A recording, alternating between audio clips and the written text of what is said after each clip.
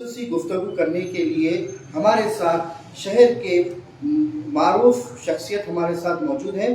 عالم دین آل رسول نویرہ غوث اعظم حضرت علامہ مولانا سید شاہ حسینی صاحب قبلہ برادر سجادہ نشین آستان گلسرہ و کرکندہ شریف موجود ہیں۔ چلیے گفتگو کا آغاز کرتے ہیں۔ پہلا سوال آپ سے یہ ہے کہ اعتکاف کیا ہے؟ نحمدہ ونصلی علی رسولہ الکریم، اما بعد، اعوذ باللہ من الشیطان الرجیم، بسم اللہ الرحمن الرحیم۔ جیسا کہ ہمارے شریف صاحب نے سوال کیا، اعتکاف سے کیا مراد ہے؟ اعتکاف یہ عربی زبان کا لفظ ہے۔ اس کے لغوی معنی یہ ہے کہ خود کو روک لے، عبادت کی نیت سے اللہ تعالیٰ کے لیے مسجد میں ٹہرنے کا نام اعتکاف ہے۔ اچھا، جیسے کہ آپ بتا رہے تھے کہ اعتکاف کے معنی ہے مسجد میں ٹہلنے کا، یعنی مسجد کے لیے۔ اچھا، تو سوال اعتکاف کتنی قسمیں ہیں؟ اس کے کتنے ٹائپس ہوتے ہیں اعتکاف کے؟ اعتکاف کی 3 قسمیں ہیں جی۔ اعتکاف مستحب اور اعتکاف واجب، اعتکاف سنت موقدہ کفایہ۔ اعتکاف مستحب وہ ہے جب بھی آپ دن رات میں کبھی بھی مسجد میں داخل ہو جائے، اعتکاف کی نیت کر لیں، نویت سنت الاعتکاف، یہ اعتکاف مستحب کہلاتا ہے۔ اور اعتکاف واجب یہ ہے جب کسی نے منت مانی، یعنی میرا فلاں کام ہو جائے تو میں 1 دن کا یا 2 دن کا اعتکاف کروں گا، تو جب کام ہو جائے تو وہ اعتکاف کرے گا، اعتکاف میں بیٹھے گا، تو وہ اعتکاف واجب کہلائے گا۔ اور اعتکاف واجب کے لیے روزہ شرط ہے، بغیر روزے کے اعتکاف واجب صحیح نہیں ہوگا۔ اور اعتکاف سنت موقدہ کفایہ جو رمضان المبارک کے آخری 10 دن میں کیا جاتا ہے، وہ اعتکاف سنت موقدہ کفایہ ہے۔ 20 رمضان سے اس کا آغاز ہوگا۔ سورج غروب ہونے سے، ڈوبنے سے پہلے اعتکاف کی نیت سے مسجد میں داخل ہو جائیں، اور 30 رمضان کو سورج غروب ہونے کے بعد یا 29 رمضان کا چاند دیکھنے کے بعد مسجد سے باہر آ جائیں۔ اس کو سنت موقدہ کفایہ کہتے ہیں۔ اور ایک بات میں اس کی تھوڑی وضاحت کروں، اعتکاف سنت موقدہ کفایہ کسے کہتے ہیں، اس کا مطلب کیا ہے؟ اعتکاف سنت موقدہ کفایہ یہ ہے کہ کوئی محلے میں سے اگر ایک شخص بھی بیٹھتا ہے تو کوئی گناہ گار نہیں ہوگا، اگر ایک شخص بھی نہیں بیٹھتا تو سب گناہ گار ہوتا ہے۔ اچھا، ماشاءاللہ، آپ نے بہت اچھے انداز میں ہمیں جواب دیا۔ جیسا کہ ناظرین آپ دیکھ رہے ہیں کہ ہمارا جو خصوصی جو پروگرام جو آج خاص طور پہ اعتکاف اور اس کی فضیلت اور اس کے مسائل کے تعلق سے لائیو کیا جا رہا ہے۔ اور چلیے دوسرا سوال ہمارے مولانا سے کرتے ہیں کہ اعتکاف کی کتنی قسمیں اور اعتکاف کی کتنی فضیلت ہے؟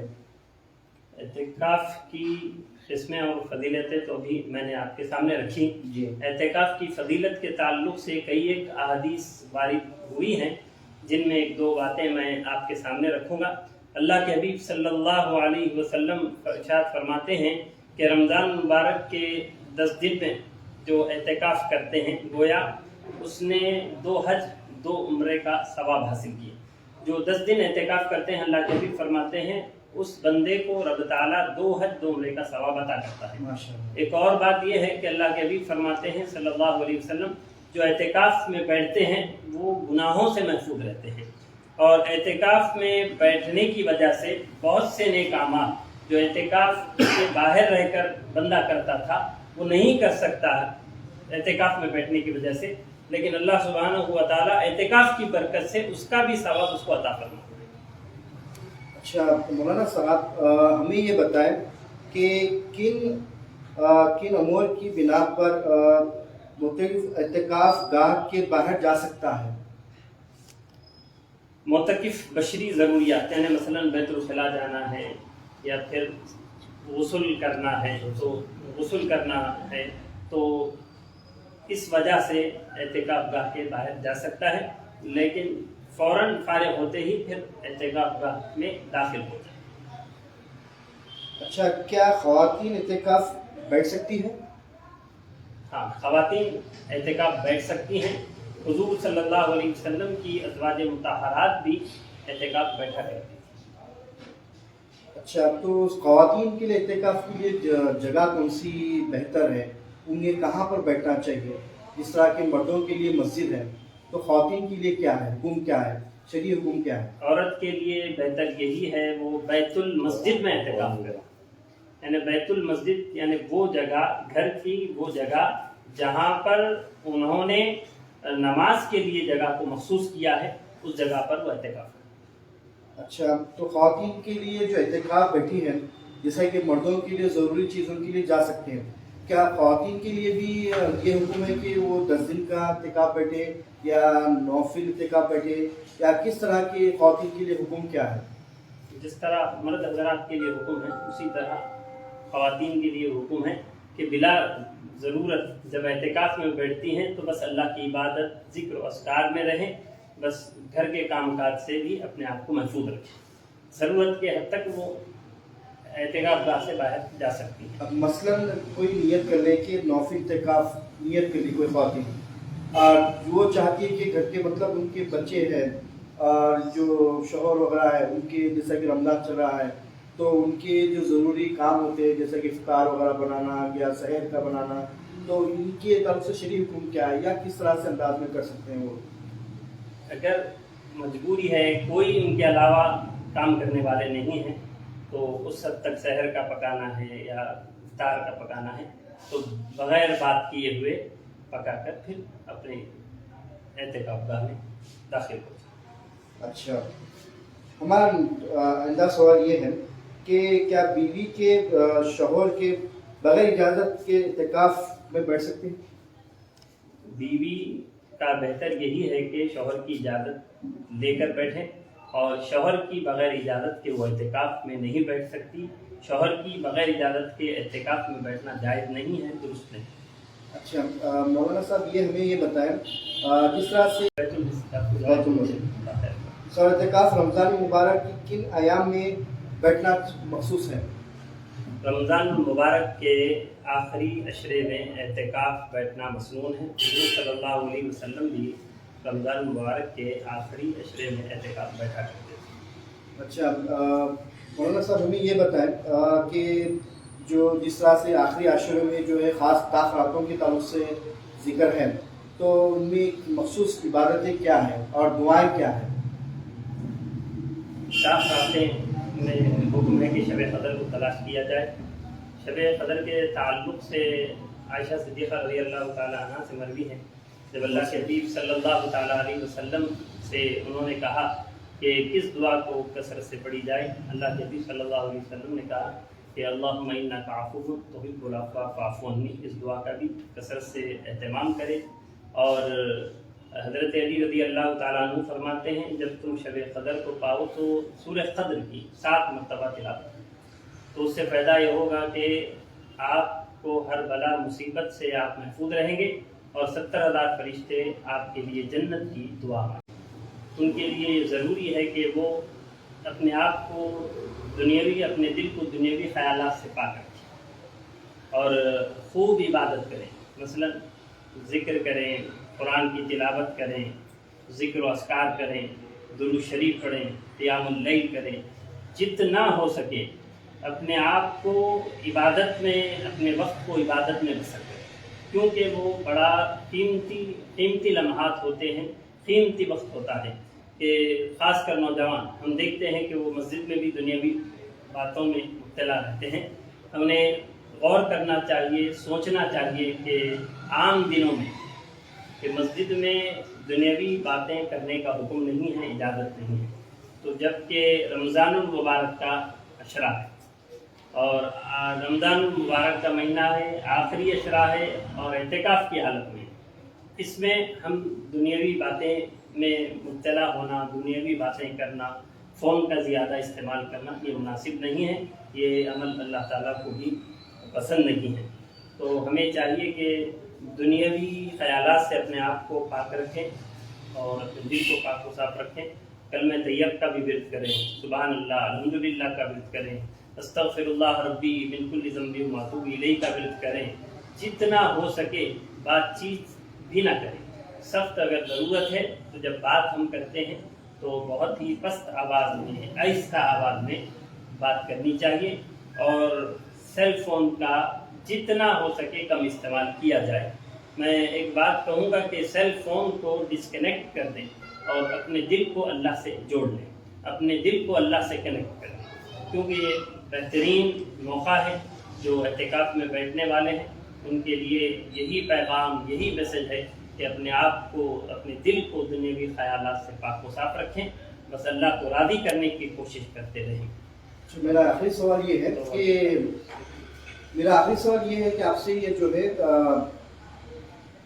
جو نوفل اعتکاف جو ایک دن کے لیے رکھنا ہے یا کوئی کچھ گھنٹوں کے لیے رکھنا ہے, تو اس کے لیے کس طرح کا یہ ہے, اس کا ثواب کیا ہے, یا کتنے ٹائم کے لیے رکھ سکتے ہیں؟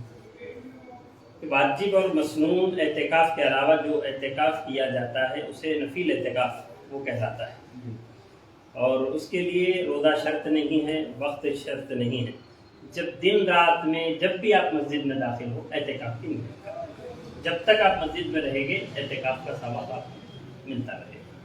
اچھا مولانا صاحب, یہ توبہ کے تعلق سے آپ کچھ بتائیں ہمارے ناظرین کو کہ توبہ استغفار کرنے سے اس کی فضیلت اور اس کی اہمیت میں ہمارے ناظرین کو بتائیں, تاکہ وہ کس طرح کی توبہ کرنا چاہیے اور کس طرح سے اللہ کو راضی کرنا چاہیے, اس کا بہترین انداز اور بہترین طریقہ کیا ہے. اللہ سبحانہ و تعالی توبہ کرنے والوں کو پسند فرماتا ہے, اور ہم جس عشرے میں ہیں یہ مغفرت کا عشرہ ہے, جو عشرہ ہم پر سایہ فکن. تو اللہ تعالیٰ نے بہترین عشرہ ہم پر سایہ فکن کیا, اور تو ہمیں چاہیے کہ اللہ کی طرف رجوع ہوں, سچے دل سے توبہ کریں. یقیناً کتنا بھی بندہ گناہ گار کیوں نہ ہو, خطا کار کیوں نہ ہو, جب سچے دل سے توبہ کرتا ہے تو رب تعالیٰ اسے معاف فرما دیتا ہے, اس کے گناہوں کی مغفرت فرماتا ہے. ایک آخری بات میں کہہ کر اپنی بات کو سمیٹ لوں گا کہ جب بندہ اللہ سبحانہ و تعالیٰ کی طرف رجوع ہوگا, سچے دل سے توبہ کرتا ہے, تو اللہ سبحانہ و تعالیٰ اس کے گناہوں کی مغفرت فرماتا ہے. صرف گناہوں کی مغفرت نہیں فرماتا بلکہ اس کے گناہوں کو نیکیوں میں تبدیل کر دیتا ہے. یہ گناہوں کی مغفرت کرنا یہ سب سے بڑا اللہ کا فضل ہے, لیکن اس سے بڑا فضل یہ ہے کہ اللہ تعالیٰ صرف گناہوں کی مغفرت نہیں فرماتا. جب بندہ سچے دل سے توبہ کرتا ہے تو اس کے گناہوں کو رب تعالیٰ نیکیوں میں تبدیل فرماتا ہے. تو دو فضیلتیں ابھی آپ نے سماعت کی. ایک فضیلت یہ کہ صرف گناہ معاف نہیں ہوتے, کہ گناہ بھی معاف ہو جاتے تو یہ بھی اس کا بڑا فضل ہوتا, لیکن رب تعالیٰ گناہوں کو نیکیوں میں تبدیل کرتا ہے. یہ دو فضیلت سے بڑھ کر ایک اور فضیلت جو ان دونوں سے اعلیٰ فضیلت ہے, وہ بات کہہ کر میں اپنی بات کو سمیٹ لوں گا کہ جب بندہ اللہ سے سچے دل سے توبہ کرتا ہے تو صرف اللہ تعالیٰ گناہوں کی مغفرت نہیں کرتا, نیکیوں میں تبدیل نہیں کرتا, بلکہ توبہ کرنے والے کو اپنا محبوب بنا لیتا ہے. جیسا کہ کہا ان اللہ یحب التوابین, توبہ کرنے والے سے اللہ محبت کرتا ہے, اس کو اپنا محبوب بنا لیتا ہے. ہمیں سچے دل سے اللہ کی بارگاہ میں توبہ کرنا چاہیے اور استغفار کی کثرت کرنی چاہیے. یقیناً اللہ تعالیٰ ہم پر کرم فرمائے گا. جیسے کہ ناظرین آپ دیکھ رہے تھے گلبرگہ لائف کی خاص جو پیشکش جو تھی آج مولانا صاحب کی جنہوں نے ہمارے ساتھ بہت اچھے انداز میں گفتگو کی اعتکاف اور کی فضیلت اور اہم مسائل کے تعلق سے, اور اس کے ساتھ ساتھ ہمیں اور مزید معلومات آپ نے بتائے توبہ کے تعلق سے بتائیں, اور اس کے علاوہ جو ہے اور اس کے اعتکاف کی قسمیں اور اس کے شرائط کیا ہیں, ساری چیزوں نے جو ہمیں بہت بہترین شریعت کے روشنی میں ہمیں بتایا گیا. تو آپ لوگوں کے لیے کچھ بھی اگر سوالات ہیں تو آپ ہمیں ضرور میسج کر سکتے ہیں, اور انشاءاللہ پھر ہم پھر ایک بہترین مزید معلومات والا پھر سے ایک خاص پروگرام پھر لے کر آئیں گے انشاءاللہ. اللہ چاہا تو آپ لوگ دعا میں ہمیں یاد رکھیں.